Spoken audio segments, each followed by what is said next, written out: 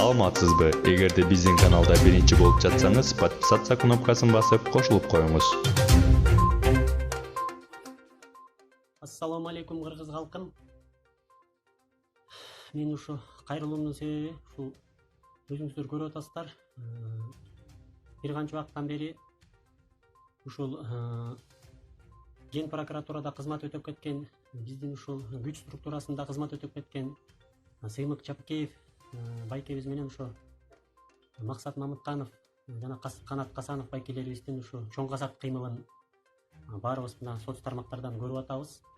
Менин дагы өзүмдүн кыргыздын атуулу катары, жараны катары ушу өзүм оюмду билдирип коеюн деп чечтим. Өзүмдү тааныштыра кетсем, мен өзүм кыргыз азиздер билүүлөр коомунун мүчөсүмүн. Биринчи топтогу майып көрүү мүмкүнчүлүгүм чектелген. Мен айтайын дегеним эмне? Мына 30 жылдан бери өзүңүздөр көрүп атасыздар. Канча деген бийлик алмашты, канча деген өкмөттүн төбөлдөрү алмашты. Тилекке каршы ушул алакандай болгон, берметтей болгон кыргыз элибиздин, кыргыз жерибиздин эч кандай өзгөрүүсү болгон жок.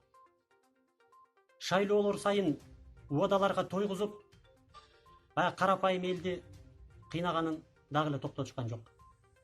Ушу бийликтин төбөлдөрү.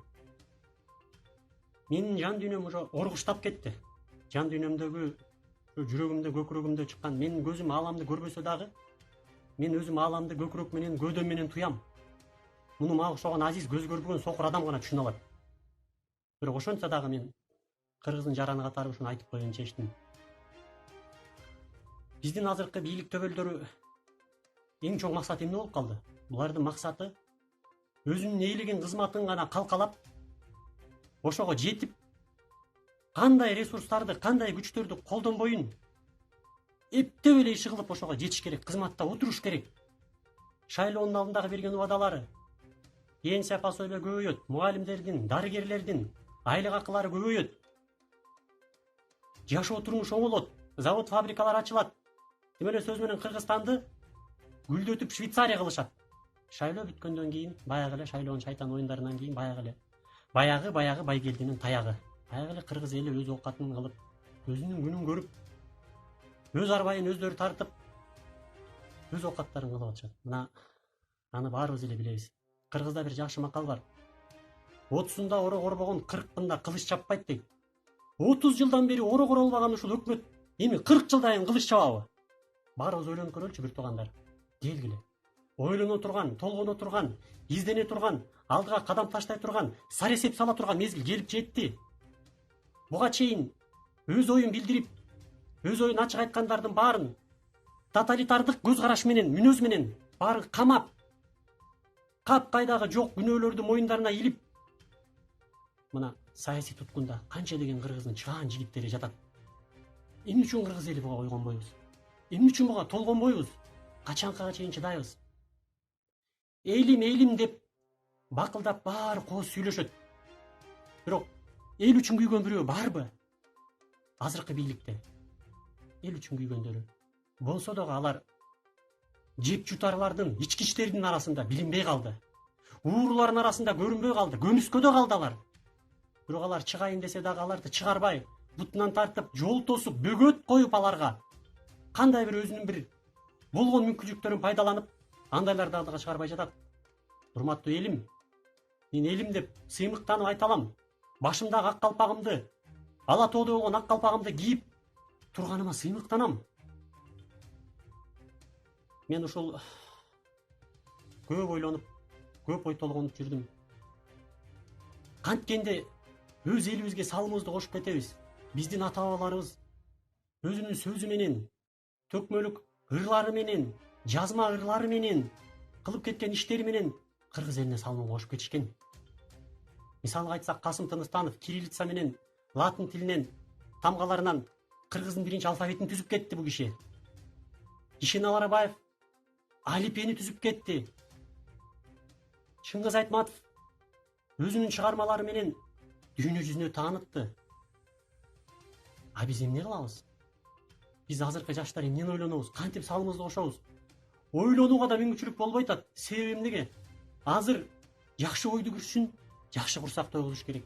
Жакшы кийиниш керек. Адамдын санаасы ток болуш керек, жүрөгү ток, көңүлү ток болуш керек. Карапайым адамдын бир гана максаты кантип карапайым курсагын тойгузуу, аш курсагын тойгузуу. Ошону менен алектенип жатса, кантип кыргыздарда ушундай чыгаандар, күчтүү инсандар, таланттар кайдан жаралат? Баарын оздорун бууп, кол буттарын тушап салса. Мен ушу өзүм кичине ырчыймелеп коем. Ушу 4 сапырымды ушу жерден окуп коеюн. Бул ушу биздин жогорудагы отурган атка минер, ушу биздин бийликтеги төбөлдөр, төрөлөргө арналат ушул ырым. Элим деп калп сүйлөп, түлкүчө куйтуңдагандарга арнадым ырымды. Эске албай элдин абалын, эсиреп кеттиң аларың, энчилеп алган сыяктуу ээлешип кызмат базарын. Булар ошо кызмат бөлүштүргөндө базар катары пайдаланып алышты. Сен баланчанын министри бол. Сен прокуратурада түкүнчө кызмат дээле. Сен баланча жерде депутаттын жардамчысы бол.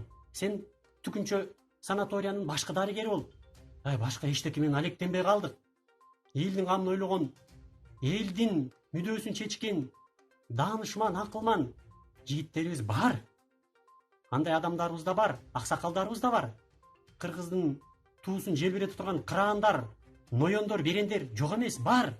Бирок аларга ушундай алдым жуттум, ушундай адамдардан жол артпай атат.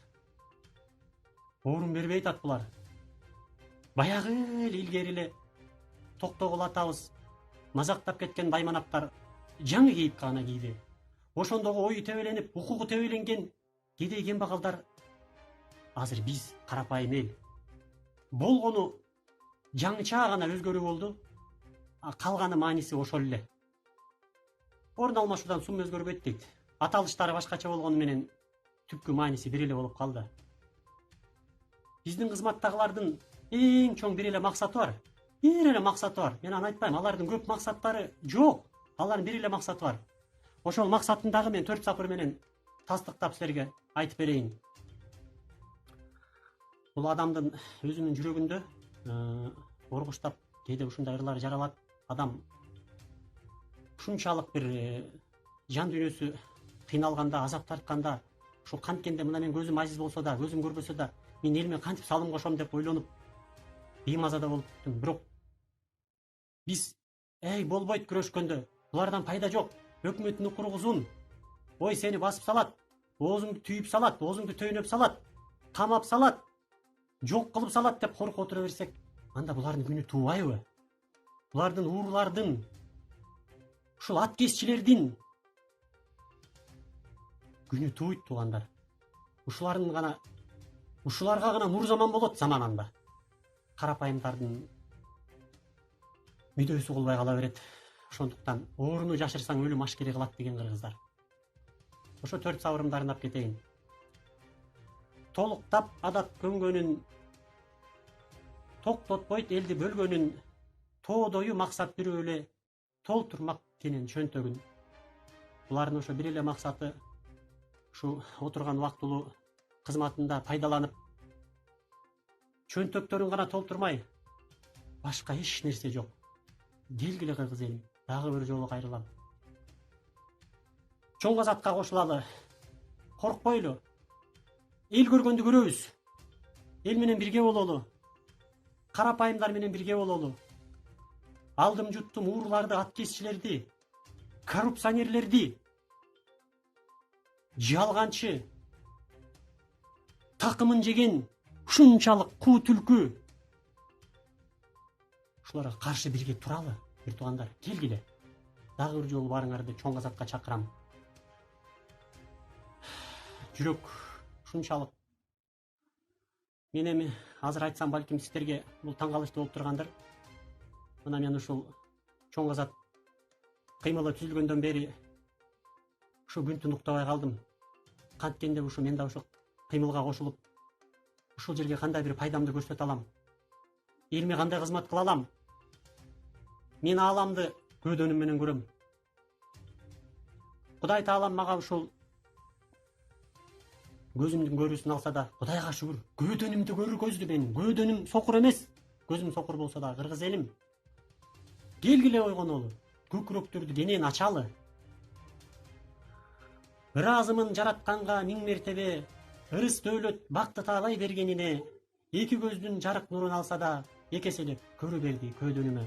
Мен ушуларды өзүмө көп кайталап, мен ушул мага дем, күч, шык берет. Ошондуктан баарыңыздарды чакырып өтөм. 30 жылдан бери өлкөбүздү, ордобузду ойрон кылган ушул өкмөттөн пайда жок. 30 жылдан бери бийлеп, тайраңдап, билгенин кылган ушул бийликтен пайда жок.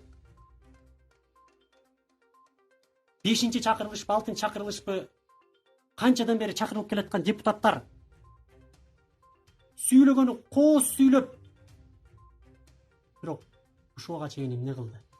Азыр депутаттардын баары эле бакылдап популизмден башка эч нерседен алектенбей калышты. Баарыбыз көрүп турабыз аны, ачык билип турабыз.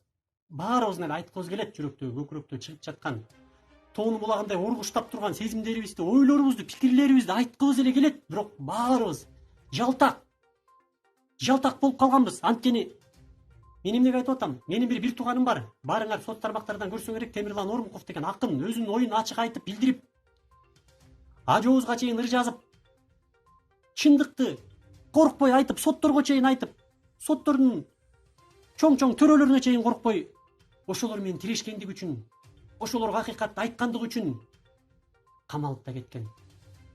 Бирок ак ыйлет бирок сынбайт. Чыкты. Ошону камаган соттор, ошону былгаган депутаттар, ошону буйрук берген чоңдор, алардын мартабасы жогорулап кеткен жок. Бирок ошол Темирлан Ормуковдун азыр мартабасы алардыкына караганда бир канча өйдө болуп калды, бир туугандар. Ошондуктан баарыңыздарды чоң казат кыймылына чакырып кетем. Келиңиздер. Сыймык Чапкеев байкебиз туура айтат. Колдойм эле колдойм. Мен айыл өкмөттө иштейм. Мен колдогом эле келип атат. Мэрияда иштейм. Мен баланча түкүнчө жерде иштейт элем. Жумушум аңгысым болуп калат деп. Анда коркуп, ошолордун көзүн карап, ошолор эмне десе, ошолор эмне буйрук кылса, анда ошолордун улагасында жүрө бергиле. Бийликтин улагасында камчысын чаап, коюна кошомат кылып, кой союп жүргөндөн көрөп, саясий туткун болуп, ошонун төрүндө жүргөн жакшы. Коркпогула оюңарды ачык. Мына президентибиз урматтуу Сооронбай Шарипович коррупция менен күрөшөбүз деп 2017 жылы президенттикке шайланганда элге чоң убадасын берген. Урматтуу Сооронбай Шарипович, сиз адилет, калыс президент, сиз журт атасысыз. Мен сизге терең ишенем. Сиз ушул акыйкатсыздык менен аяосуз күрөшөт деп үмүт чиркин үзүлбөйт экен. Дагы эле ишенем. Ошондуктан коркпогула, көргөзгүлө, айткыла деген сөз эсимде. Мен тилекке каршы ошол анча-мынча нерсени көзүм менен көрбөсөм дагы, анча-мынча нерсени жүрөгүм менен туюп билип эле турам. Ошондуктан ары тереңдеп кирбей эле коеюн. Сөз ээсин табат. Ар ким өзүнүн деңгээлине, турган турпатына, ой жүгүртүүсүнө жараша кабыл алат деп ойлойм. Көңүл бурганыңыздар үчүн чоң рахмат.